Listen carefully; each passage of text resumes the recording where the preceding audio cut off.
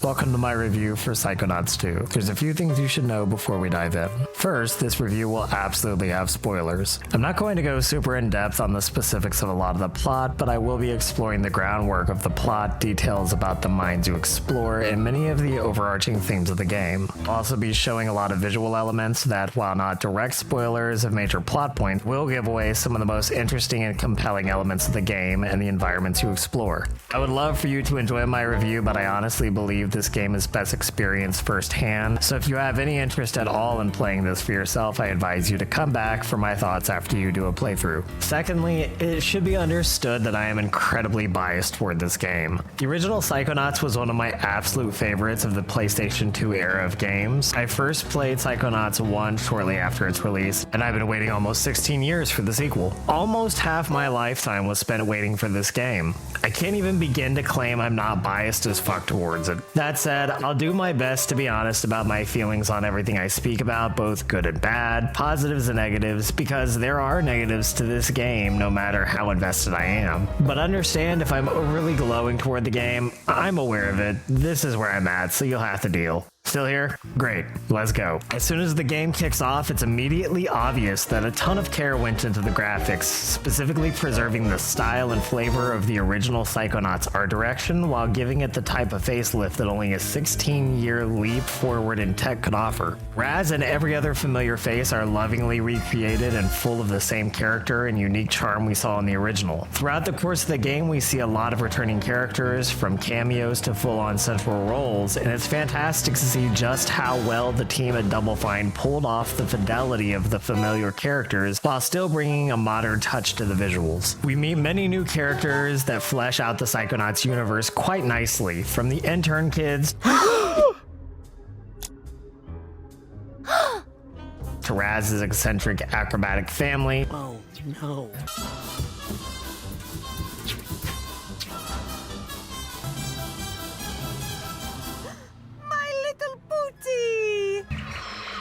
Have you been practicing your acrobatic? He's definitely let his muscle tone suffer.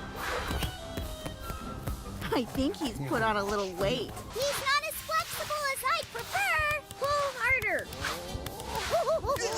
To Psychonauts past and present, including the founding members of the Psychic Spy team. Wow, here they are, the Psychic Six.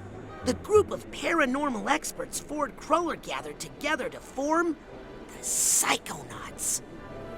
I read all about them in True Psychic Tales #1. All of them bring the signature unique design, humor, and surprisingly complex touches of humanity that made the original Psychonauts such a compelling experience. But look, for me, as good as the characters are, as awesome as the design of the people are, it's the world of Psychonauts itself that does it for me, baby. From the advanced hive of super spies of the Mother Lobe to the surrounding open, watery wilds of the Quarry, the wooded charm of the questionable area with Sam's bug-fucking sane diner of furry critters. Oh, for Lancelot, thank you.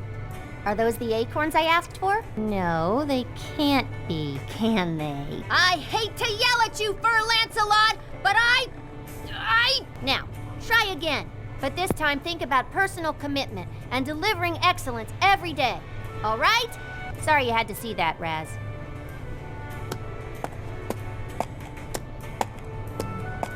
In the Aquatos family camp, and especially the many varied mental realms you travel to as you tromp about in troubled minds, the best part of the game visually is the world you explore and environments you find yourself in. The color palette is generously vibrant throughout, and one might even going so far as to be a full-on sensory overload. The entire game feels strongly like something out of a Tim Burton movie, and Jack Skellington would feel right at home with the art style. Visuals during combat and exploration deserve some praise for everything being readable and easy to follow, be it during psychic battles or the platforming and exploring of areas. This is worth mentioning because with all the colors and strange sights and flash, it would be easy to get lost in all the visual noise, but I can't recall ever having a shitty death or fall just because my eyeballs couldn't translate it all. It's also worth mentioning that there are some story segments that get pretty high on the emotional end of things, surprisingly so for a game as otherwise irreverent and tongue-in-cheek as Psychonauts is. How should we have known? It's not like she was marked fragile. but I thought I knew her and everything she held inside herself. I had so much to learn. I guess some packages are better left unopened. The game tackles some interesting concepts and issues, from alcoholism to family secrets coming to light and haunting those involved, and even the question of what it would be like to die, but not really be dead, like sort of dead. Who am I? Am I anything?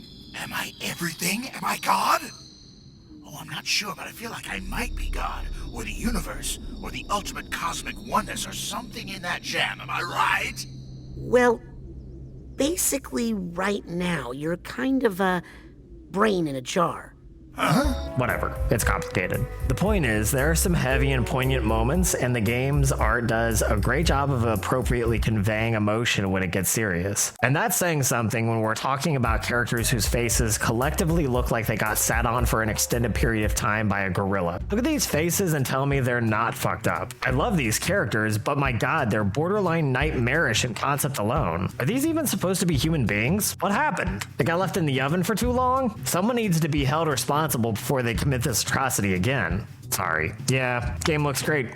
Yep. Discussing gameplay is a bit tricky because there's a lot going on in that department. Most of it's good, great even. Some of it is a bit rough, and if you've played the original Psychonauts, some of these issues will be familiar. Let's start with basic exploration. Psychonauts 2 sticks with just about everything you had in the original in terms of how exploration and interacting with the world in general plays. You explore the real world and check out locales that are at once mundane and fantastical. In the first game, Whispering Rock was a camp for psychically talented children, but it was also just a camp full of kids who were bored with how ho-hum and lame summer camps can be. The Mother Lobe may be the headquarters of the world's most elite super psychic spies, but for most of the people working there, it's just a job, and like all jobs, it's soul-crushing and leads to immense depression and the type of apathy that would probably be hella dangerous in the hands of someone with actual psychic powers. Platforming and navigating environments felt great to me. Everything seemed a bit more smoothed out and fluid than the original game. Maybe that's just due to better animation and graphical fidelity. I'm not totally sure, but I felt like getting around in the game was functional and enjoyable, with Raz showing off his acrobatic talents and traversal and parkour-like sequences that felt less janky than its predecessor. I don't recall any areas that were mind-blowing in scope or complexity, but there were several sequences that did kick the navigating and platforming up a few notches, both in difficulty and spectacle, and I enjoyed those. Collectibles play a major part in exploration, and I was pleased to see just about everything from Psychonauts 1 was included here. From figments to safes to emotional baggage, psych cores and challenge cards, titanium currency, and several other returning items. We get a few odds and ends of new collectibles like unique scavenge hunting items, or nuggets of wisdom, or half-a-mines, which grant you a permanent health boost if you can find two halves to make a whole. The return to form in most of the collectibles is welcome, though I must admit I wish they'd done a bit more expanding the new offerings beyond the few we got. Still, what's there is good, and looking for secrets and hidden collectible goodies are a satisfying challenge for those who are looking to 100% the game. Combat is both fresh and classic at once, and was very well done for the sequel, with a few unfortunate glaring exceptions. Raz is much more responsive and maneuverable in this than he was in Psychonauts 1, complete with an agile dodge and much more responsive and mobile melee abilities. The flow of combat, which, let's be honest, was kind of trash in the first game, is much improved and feels world smoother moment to moment. The team did a great job in not altering the style of combat too drastically while still modernizing it and making it feel fresh and way more satisfying, which is why it's all the more of a shame that it's dragged down by the frequent need to open a menu to map your powers to different buttons to be able to access them in a battle depending on the situation you find yourself in. Truth be told, when I first began the game and it started to drip feed me abilities during the introduction, I initially thought that each psychic power was mapped to a specific button or button combination. That felt so much better and more natural than the button mapping, power swapping tedium we ended up with. Not to beat a dead horse, but it needs to be said how much of a missed opportunity this aspect of gameplay turned out to be. See, Psychonauts 2 does a great job of integrating specific powers and weaknesses into many of the enemies you encounter. the types of which are much more varied than the first game, which was mostly just derivatives of the sensor enemy. Now the broader spectrum of enemies require you to use different psychic abilities to gain an advantage. This makes the fact that you have to cycle in and out of the abilities menu to map those advantage abilities to your buttons, sometimes multiple times in a single encounter, a huge drag on the momentum of combat and the engagement of battles. It takes the kick out of the potential of the new weaknesses of the enemies and your ability to smartly exploit them. Except, that whole process of exploiting enemy weaknesses isn't even strictly necessary some of the time. Sometimes, particularly in the heavier encounters toward the end of the game, it really is needed to apply the enemy type weaknesses to go through the dicier battles. But as often or even more, you can get through encounters by just spamming side blast and melee attacks and dodging around. The slog of having to pause combat to assign powers as needed for specific weaknesses further incentivizes this one-note approach when you can get away with it, as it's sometimes less tedious to just wail away on a bitch with your pew pew pew mind lasers or giant brain-fueled melee attacks than rebutton your other abilities.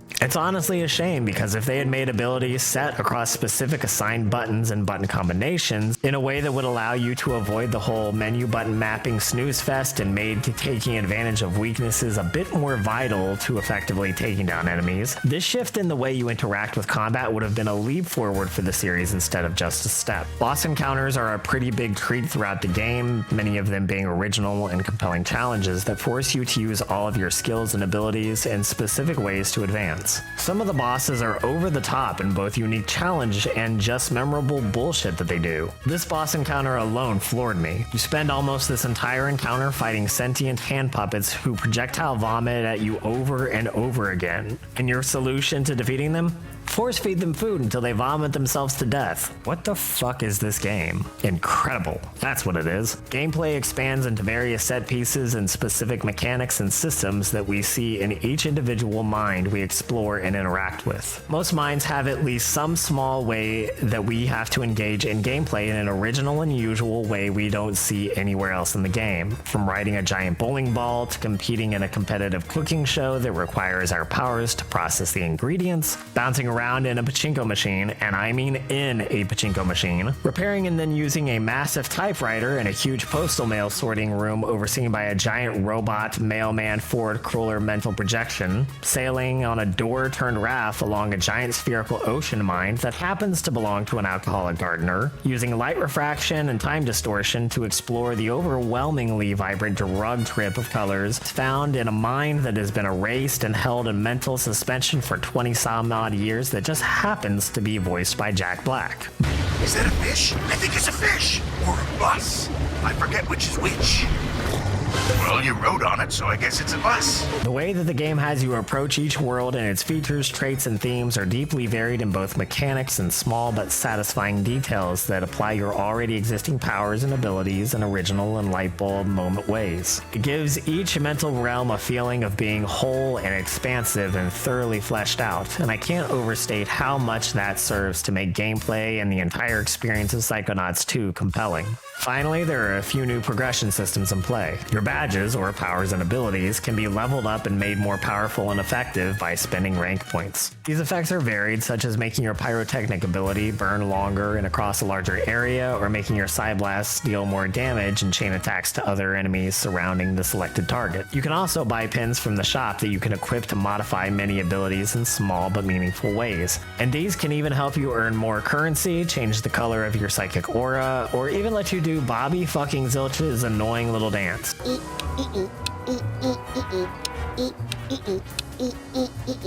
Fuck you, Zilch. Your dance was the only part of you to make it into this game for a reason.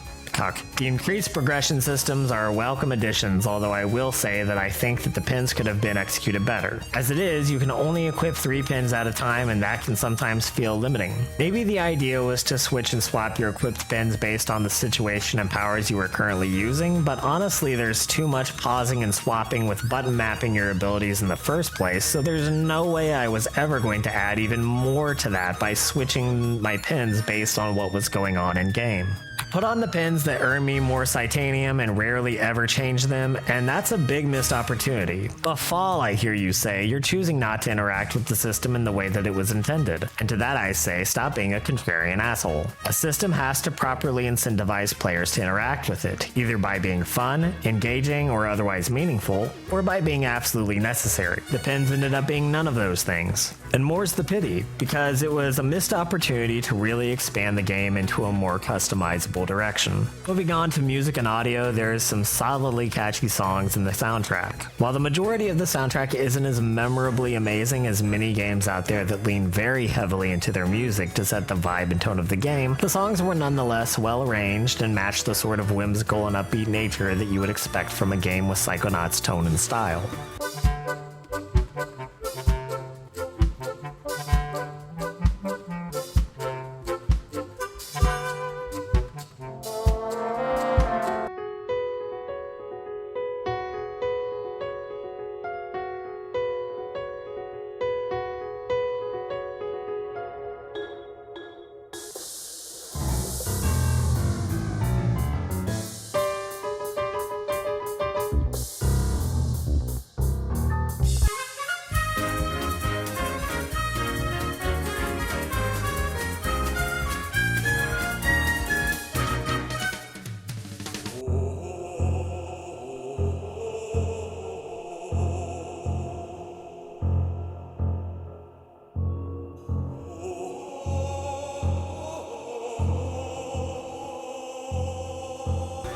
The standout of the game, musically speaking, is the Psy King segment, which is directly linked to music, and is the type of psychedelic hippy-dippy acid trip type shit that makes me think maybe playing the game sober isn't giving me the full experience on offer here.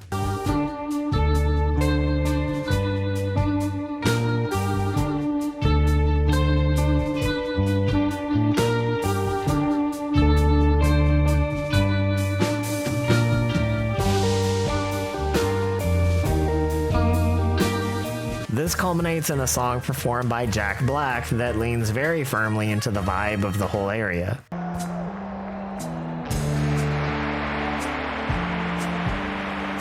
Lost alone, neither skin nor bone. Just a thought is all I've got. Now my cover's blown. At the bottom of a lake, a frozen feeling. When my friends pulled me back up, I started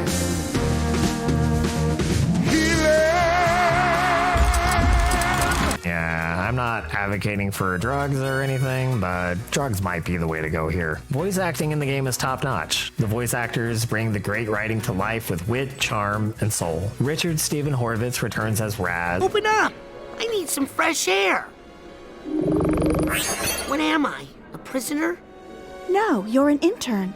What's the difference? David Kay voices Psychonauts founder and resident janitor / barber / postman / bowling attendant and possibly horrible person, Ford Cruller.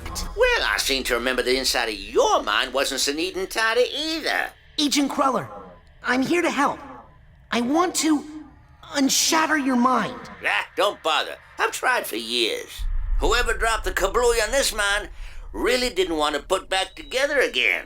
Nikki Rapp reprises Raz's fiery girlfriend, Lily Zanato. Yeah, super sad. Look at these posters! I think someone else planted these in Lobato's mind to intimidate him. Help me burn these posters, Raz. You got more fire in your head than I realized, Raz. Stephen Stanton as Sasha Nine, Nick Jameson as Coach Oleander, and Alexis Lezen as Mila Vodello all return to their roles as the Psychonauts chief operatives and are true to their characters, bringing them to life with quality, comedy, and feeling. Sasha, still have the talking turtle? Maury. Sorry, I just like the clapping. It's now time to give out the award for Employee of the Year. The prize for this year's award is an all-expenses-paid tropical vacation. Ooh. Oh, I hope it's me. Many newcomers to the voice acting cast did a banger of a job, with standouts Kimberly Brooks as Hollis Forsythe, You did what? That explains everything. I knew I wasn't this stupid. I mean, I have a degree in mathematics, you know?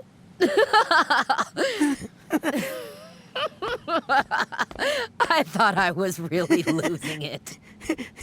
But it turns out my only problem was you. Kate Higgins as Sam, who may be the most fucking bonkers character in the entire game, and I love her for it. Eggs, milk, flour. Found most of it here, with a couple quick substitutions. What sort of substitutions? If I told you, it would compromise the perceived flavor profile. Isn't that just straight up dirt? For the umami. Audrey Wasilewski, I probably butchered that. I'm so sorry. As Raz's Gam Gam Nona Aquatos. Away from the river, booty! Aha! I knew I had some chewing tobacco hidden in here. And Jack Black as Helmet Fullbeer. I'm here. Everything's here. Too many things are here. You're experiencing a sensory overload. Try to stay calm. My heart is racing. Do I have a heart? Stay calm, man. Stay calm. I don't know how to beat it. It's just too fast. Dear universe, please shut up! There we are. This is good. Let's stay here. All do especially solid work on the mic to bring memorable performances to their larger-than-life characters. I'm going to actually try and keep the discussion on story and themes brief here. I've given plenty of spoilers from visuals and game discussion already, but I'm going to try and leave at least some of the amazing story unrevealed, just in case someone is watching and decides they want to go ahead and play the game. Then at least some of the most significant story moments and reveals will remain a good surprise. Here's enough of the story to cover some of the most important story beats and themes without completely blowing the load. Psychonauts 2 picks up a few days after the first game left off. There was technically a VR-only game between Psychonauts 1 and 2, but it's not super necessary to play to understand what's going on, and there's a story recap at the beginning of the game if you want to be brought up to speed. The Psychonauts are attempting to investigate the power behind our mentally deranged dental buddy Dr. Lobato, whose mind is absolutely horrifying, and I love it. It's the first mind we explore the tutorial of the game, and man, talk about a strong lead-in. Lobato somehow managed to put the leader of the Psychonauts, Truman Zanato, into an unresponsive mind-wiped state, his psychic presence suppressed and unreachable. Lobato is their only lead, but he's also too borked in the head to have possibly done any of this independently. After some tromping around in the toothy ruins of the Doctor's brain, we discover he may have something to do with a woman called Maligula, a boogeyman from the Psychonauts' past who is spoken of in hushed whispers and nervous sweats. She's basically female Voldemort. She's she who shall not be named, powerful as fuck, apparently murderous, and has no nose. No, really, look at her. That's not even a nose. It's something that belongs on the face of a pug. Get that shit out of here. Problem is, Maligula's dead. But that didn't stop Voldemort either, did it? So she's still a problem even beyond the grave. Raz attempts to solve the mystery of what happened to Zanato and what part the ghost of Maligula plays in it all. Raz wanders around the Psychonauts HQ and the surrounding quarry and wildlands, gets to know the other interns, tries to avoid his family, and delves into the complex and troubled minds of the original Psychonauts team. A bunch of old codgers who are each burdened by personal demons and the shared trauma of a deeply scarring battle long ago that left the founding members shells of their former selves. Each mind has a theme tied to various mental illnesses and conditions such as multiple personality disorder, gambling addiction, alcoholism, sensory disorders, references to autism, and PTSD. All of these are integrated into each character's mental realm smoothly and effectively, adding to the depth of the world and the spectacles we encounter in each mind. Doublefine do a great job of weaving these themes into the game in a balanced and thoughtful way, walking the tightrope between offering up these themes with an honest look at how serious these conditions can be while avoiding becoming overly preachy or feeling like the game is more about teaching the audience a lesson rather than working compelling and relevant themes into what is supposed to be an enjoyable experience. In an age where many developers choose to put the message over the experience, Psychonauts pulls off both commendably well, portraying its characters and the complexities of their individual struggles with their mental health humorously, with empathy and heart.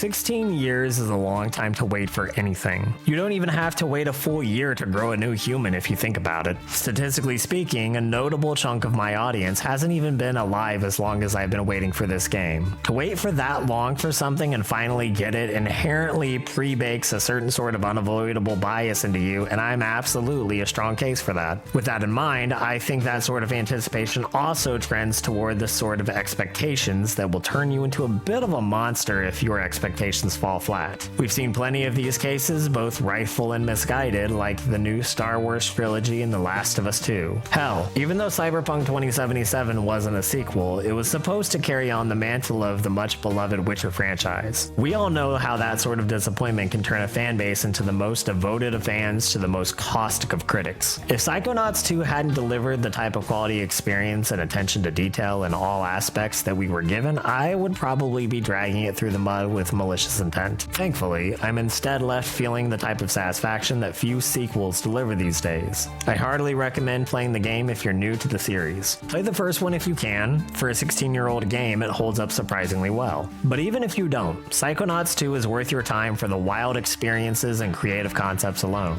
And if you played the original and thoroughly enjoyed it, then you fully owe it to yourself to make a return to Raz's world of psychic warfare and mental acrobatics. It is thoroughly unique, endearing, and obviously made with the type of passion and love for its source material and freedom of concept and expression that Doublefine and Tim Schafer have become known for. After this outing, that reputation is going to be even further elevated. Psychonauts 2 is nothing short of a love letter to players that kept the faith for 16 years that we would get more of this mental masterpiece. Was the wait worth it?